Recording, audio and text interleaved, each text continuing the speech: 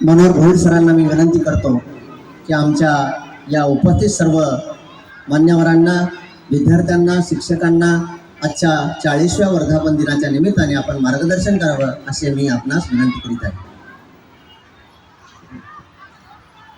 Hello. Nalanda education foundation संचालित doctor Babasaheb Ambedkar college 1985 ते 2025 हा 40 वर्षाचा प्रवास. 2014 ते 2018 मी शिक्षक म्हणून असतानाचा प्रवास आणि त्यानंतरचा आजपर्यंतचा प्रवास. साहेबांनी सुरुवात करून दिली त्याची धुरा आज त्या दोन्ही ताई इकडे सन्मानाने सांभाळत आहेत. विद्यार्थी मित्रांनो, हा प्रवास साधा नसतो. हा प्रवास खडतर असला तरी तुमच्या सगळ्यांसाठी तो तितकाच महत्त्वपूर्ण उभा केला जातो. इथे खूप सारे पालक असतील, विद्यार्थी असतील. मित्रांनो, मी नेहमी म्हणतो की आयुष्यात आपल्याला यशस्वी व्हायचंय, बरोबर? आपल्याला आनंदी राहायचा आहे, आपल्याला यशस्वी व्हायचंय. सो सगळ्यांना आनंद आणि यशस्वीता हवी, पण यासाठी जी मेहनत लागते ती मेहनत करण्याची तयारी आपल्यामध्ये असणं महत्त्वाचं असतं. सो ही मेहनत जेव्हा आपण करतो ना, एक वाक्य, एक शब्द नेहमी लक्षात ठेवायचा, तो म्हणजे डिसिप्लिन. जी माणसं आपलं आयुष्य डिसिप्लिनमध्ये आणतात, शिस्त खूप महत्त्वाची असते. गाडीला ब्रेक असला की आपल्याकडे आत्मविश्वास निर्माण होतो. का तर आपण गाडी वेगाने घेऊन जाऊ शकतो, सहज आपण वळवू शकतो. का? कारण की ब्रेक आहे. सो तसंच आपल्या आयुष्यात डिसिप्लिन असणं खूप महत्त्वाचं आहे. ज्या दिवशी आपल्याकडे डिसिप्लिन असतील ना, त्या दिवशी आपण सहज आपला प्रवास करतो. दुसरं महत्त्वाचं म्हणजे आपली स्वप्न मोठी असावी. मी नेहमी म्हणतो, असे जगावे दुनियेमध्ये आव्हानाचे लावून, असे जगावे दुनियेमध्ये आव्हानाचे लावून अत्तर, नजर रोखून नजरेमध्ये आयुष्याला द्यावे उत्तर.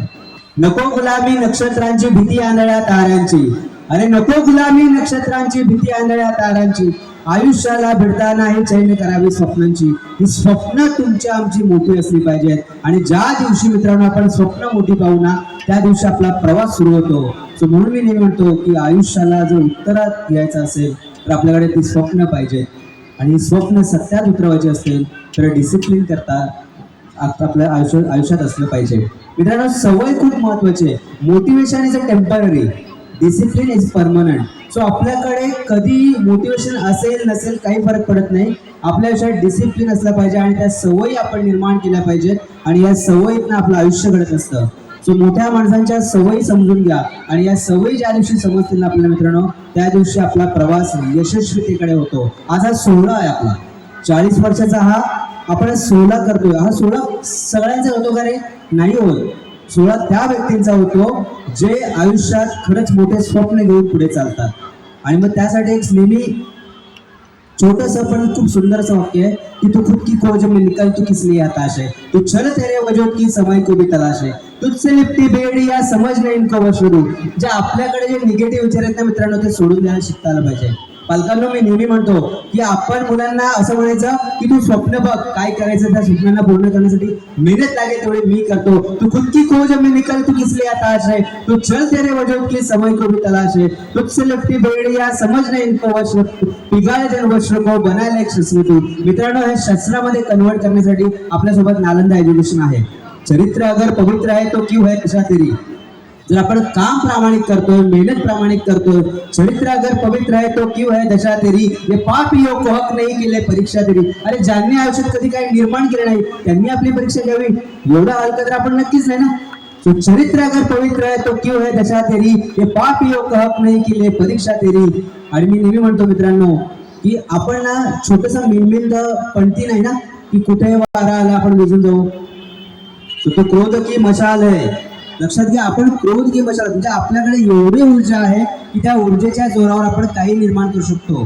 सो मित्रांनो, आपण ऊर्जेचा स्रोत आहोत एवढं लक्षात ठेवा. आपल्याकडे देवाने ब्रेन दिलंय ना, निसर्गाने दैवी शक्ती म्हणजे ब्रेन दिलाय, ते समजून घ्या आणि त्याच्यावर काम केलं की आपल्यासारखा दुसरा यशस्वी व्यक्ती कोणीच नसणार आहे. आणि जर शेवटचं याच्यामधलं वाक्य असं आहे की चुनर उड़ा के ध्वज बना गगन भी कब पाएगा. मित्रांनो, देख महात्मा गांधी जी को, देख भगत सिंग को, बघा डॉक्टर बाबासाहेब आंबेडकरांना, APJ अब्दुल कलाम, हे सगळ्यांनी एवढं प्रचंड त्याच्यासाठी कार्य उभं केलं ना कि अगर चुनर उड़ा के ध्वज बना गगन भी कब पाएगा, और अगर तेरी चुनर गिरी तो एक भूकंप आएगा. म्हणजे जर काय तुमच्या आयुष्यात प्रॉब्लेम आलं तरी सगळी माणसं तुमच्या पाठीशी उभे असतील. आणि मी पालकांना हेच सांगेन की पालकांनो, आजपर्यंत मी 25 हा जो 10-15 वर्षाचा प्रवास पाहतोय, प्रचंड प्रगती साधत आहेत आपलं कॉलेज, आणि याचा मला अभिमान वाटतोय. आणि याच ताकदीने तुमच्या पाठीशी सतत साहेब आणि साहेबांचे सगळं परिवार उभा आहे.